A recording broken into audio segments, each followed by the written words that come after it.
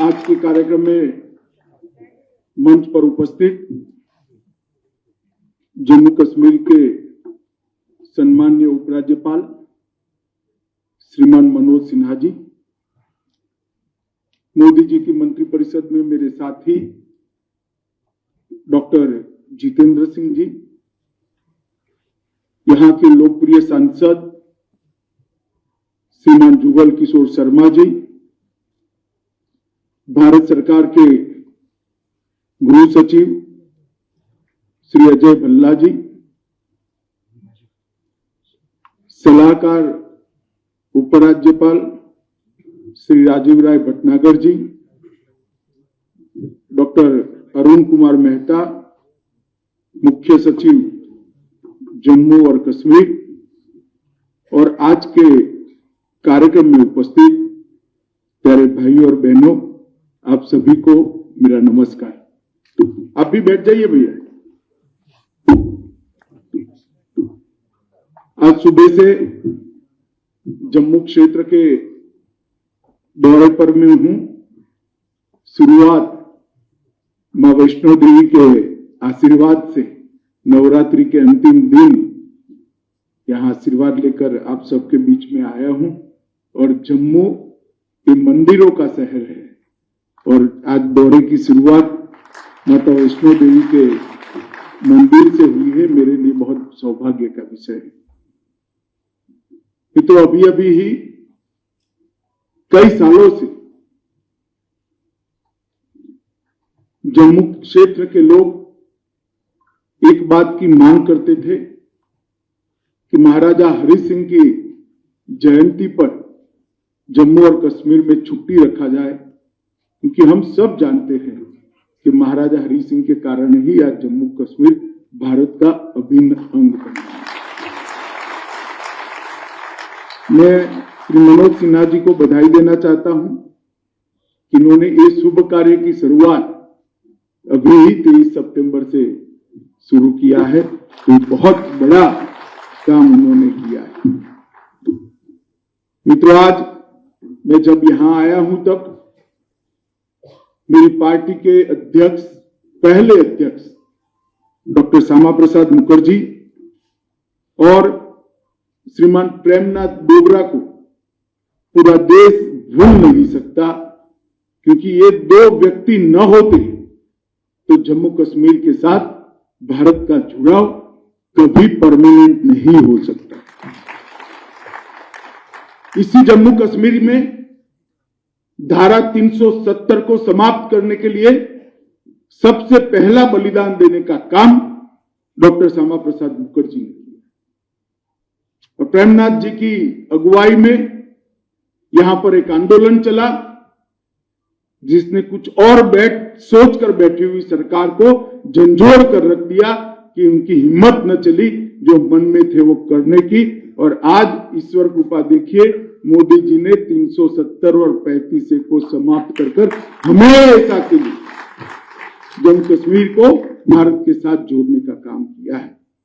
ये दोनों महान विभूतियों ने जिस आंदोलन का नेतृत्व किया था, वो आंदोलन को लॉजिकल एंड तक ले जाने का काम देश के सम्माननीय प्रधानमंत्री, हम सब के नेता आदरणीय नरेंद्र भाई ने किया है।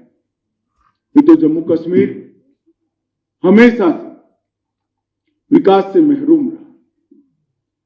मैं तो थोड़ा स्पष्ट बोलने का आदी हूं, पत्रकार टिप्पणी भी करते हैं कि मैं सरकारी कार्यक्रम में राजनीतिक बात करता हूं, मगर मैं राजनीतिक बात नहीं करता। मैं जम्मू कश्मीर की बात करता हूं कि 3 परिवारों के शासन ने जम्मू कश्मीर को देश के बाकी के राज्यों से हजारों किलोमीटर पीछे विकास के मामले में छोड़ दिया था। और ये जो हजारों किलोमीटर पीछे छूटा हुआ जम्मू कश्मीर था, उसको 2014 के बाद नरेंद्र मोदी जी ने आज लगभग सबके बराबर लाने का काम किया है। ये मैं मानता हूं जम्मू कश्मीर के लिए बहुत बड़ी उपलब्धि। 42,000 लोग जम्मू कश्मीर में आतंकवाद की भेंट चढ़ गए। और दिल्ली में किसी के माथे पर जू नहीं लगी। मामला यहां तक पहुंच गया कि 2-5 लोग गोली से मर जाते थे, अखबार न्यूज नहीं छापता था, क्योंकि उनको लगा है तो होना ही है जम्मू कश्मीर। आज मैं बहुत संतोष के साथ कह सकता हूं, मोदी जी के नेतृत्व में आज सुरक्षा बलों का संपूर्ण प्रभुत्व आतंकवाद पर आज दिखाई पड़ता है और जम्मू कश्मीर को सुरक्षित करना बहुत बड़ी उपलब्धि। जिस राज्य में शांति नहीं होती, जिस राज्य में सलामती नहीं होती, वहां कौन इन्वेस्टमेंट करेगा, वहां कैसे उद्योग लगेंगे, वहां कैसे टूरिस्ट आएंगे, वहां स्कूलें कैसे चलेगी। एक महीने में 200 दिन तक कर्फ्यू रहते थे, 100 हड़तालों का ऐलान होता था। हमारे देश से हड़ताल नहीं ऐलान होता था, किसी और देश से होता था। यहां इसका पालन करने वाले बैठे, उनका महिमा मंडन करने वाली सरकारें थी। आज मैं आप सबके सामने बड़े संतोष के साथ कहता हूं, न हड़ताल देने की हिम्मत है, न पालन करने वालों का महिमा मंडन है। ये परिस्थिति में जो बदलाव है, वो बदलाव नरेंद्र मोदी का मक्कम और मजबूत नेतृत्व के कारण हुआ है मित्रों, और उसी के कारण जम्मू कश्मीर के विकास की एक नींव डालने का काम यहां पर हुआ है। आज के कार्यक्रम का ही उदाहरण लीजिए, 263 परियोजनाएं और करीब करीब 2000 करोड़ की परियोजना। कल मैं कश्मीर जाऊंगा, घाटी में जाऊंगा, वहां पर भी करीब करीब इतने रुपयों की परियोजना का या तो लोकार्पण है या भूमि पूजन। पहले जमाने में 1 साल का बजट नहीं होता था, यहां हर महीने का कार्यक्रम इतने हजारों करोड़ का होगा। ये जो अंतर है, वो अंतर यहां शांति प्रस्थापित हुई, यहां भारत के साथ जो जुड़ाव का कोई कंफ्यूजन अब नहीं रहा है, इसके कारण ये अंतर आया है। मैं आज जो लोग संसद के अंदर जब धारा 370 का बिल लेकर गया, भाषण कर रहे थे, इससे क्या होने वाला है, मैं उनको कहने आया हूं 27 लाख लोगों को 5 लाख तक का स्वास्थ्य का पूरा खर्चा आज माफ हो गया है, ये धारा 370 के। दलितों को, आदिवासियों को, महिलाओं को उनके अधिकार मिले और 58% स्कूलें और आंगनवाड़ी तो सबकी सब, मगर 58% घरों में नल से जल पहुंचाने का काम ये पहाड़ी क्षेत्र में भी जम्मू कश्मीर में समाप्त हो गया। और हमें भरोसा है, अभी कहा एलजी साहब ने, इसको 100% जल्दी ही कर दे। और मित्रों, ये कल्पना नहीं कर सकते थे कि जम्मू कश्मीर में सर्दी में लाइट बंद न हो। आज जम्मू कश्मीर ने 2 सर्दियां देख ली है जहां 24 घंटा लाइट आप लोगों के घर में। बहुत बड़ा परिवर्तन है, और मैं इसलिए कह रहा हूं कि डेमोक्रेसी, ये परिवर्तन का स्वागत जब जनता करती है तभी डेमोक्रेसी मजबूत है। जिन 3 परिवारों ने जम्मू कश्मीर के अंदर आतंकवाद, पिछड़ापन और जम्मू कश्मीर के अंदर विकास की जगह अलगाववाद की राजनीति के पौधे को जल डालने का काम किया है, ये 3 परिवारों को पहचानने की जरूरत है। जम्मू ने भी पहचानना चाहिए, घाटी के लोगों ने भी पहचानना चाहिए। और मुझे कोई संकोच नहीं है बोलने में, क्योंकि मैं जो कह रहा हूं वो सत्य है, मैं जो कह रहा हूं वो हकीकत, इसलिए मैं मुखर कर कहना चाहता हूं। मित्रों, शहरी विकास विभाग की लगभग 14 परियोजनाएं 30 करोड़ रुपए की, ढेर सारा लगभग 402 करोड़ रुपए का 48 सड़कों का निर्माण हुआ है। 168 करोड़ की लागत से जल जीवन मिशन, जो मैंने कहा हर घर को जल पहुंचाना, 41 योजनाएं शुरू हुई है। 1112 करोड़ से जम्मू के हर गांव को रोड से जोड़ने का कार्यक्रम शुरू हुआ है। इस प्रकार के ढेर सारे काम। इसके साथ साथ ई पासबुक, मैं आश्चर्यचकित हूं, जम्मू कश्मीर के अंदर अपनी प्रॉपर्टी का दस्तावेज आप ऑनलाइन प्राप्त कर सकते हो, किसी को 10 रुपया भी देने की जरूरत नहीं है। मित्रों, ये बहुत बड़ी प्रशासन की उपलब्धि है।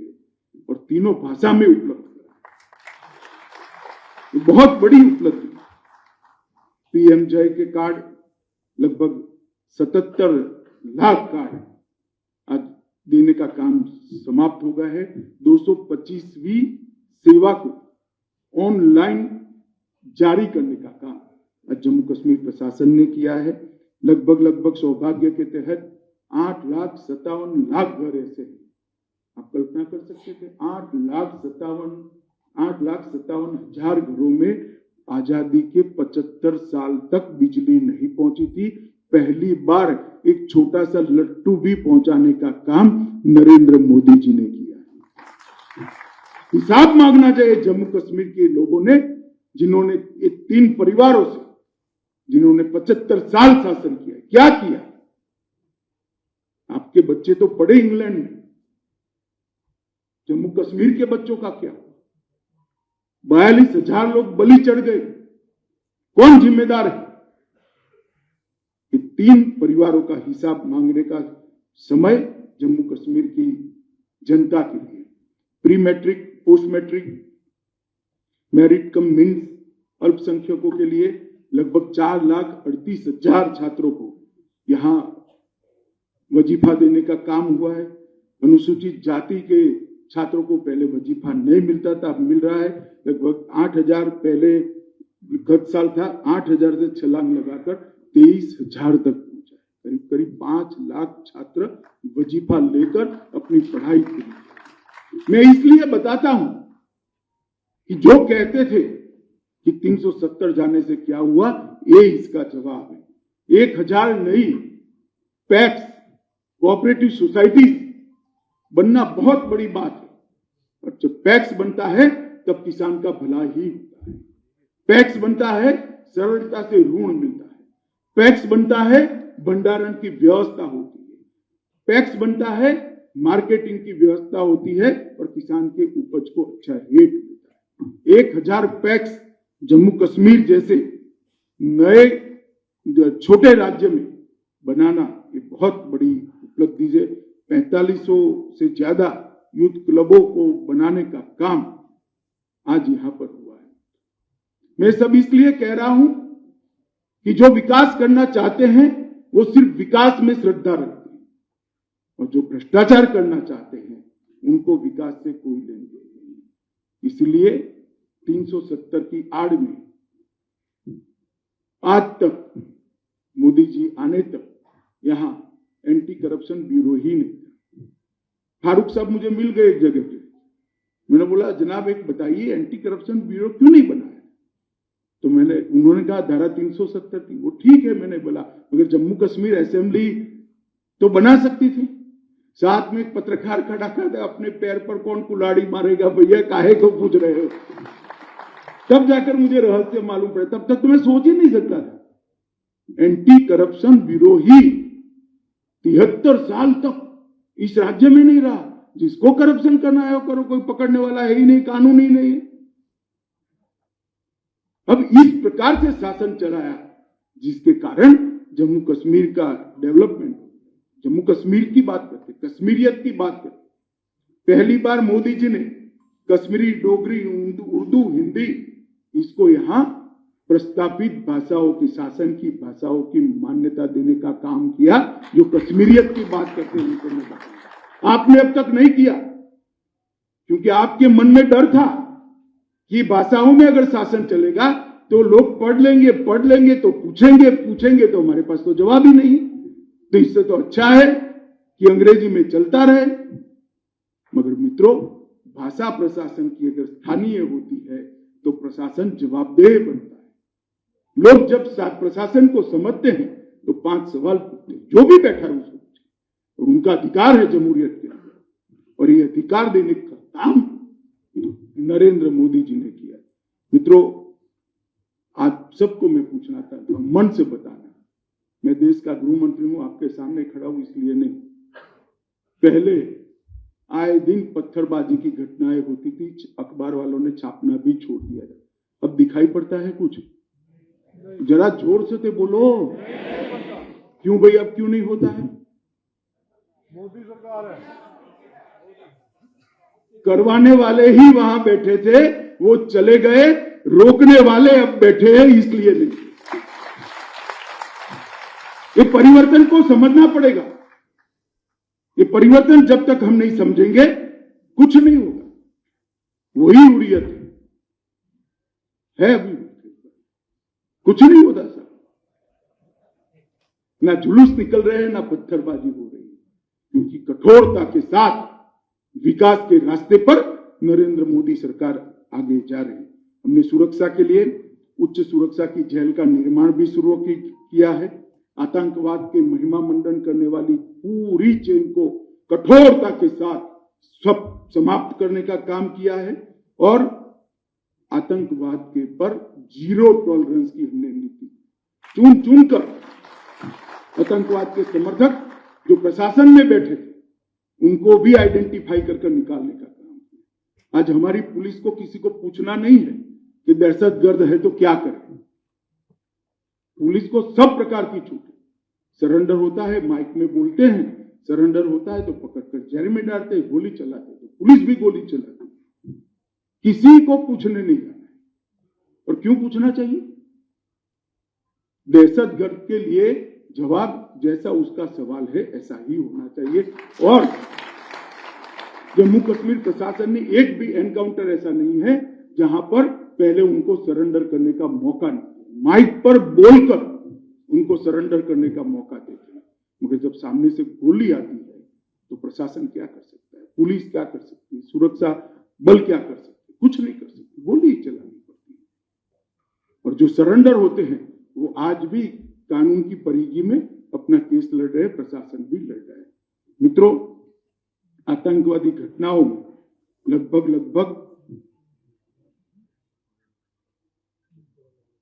54% की कमी आई है।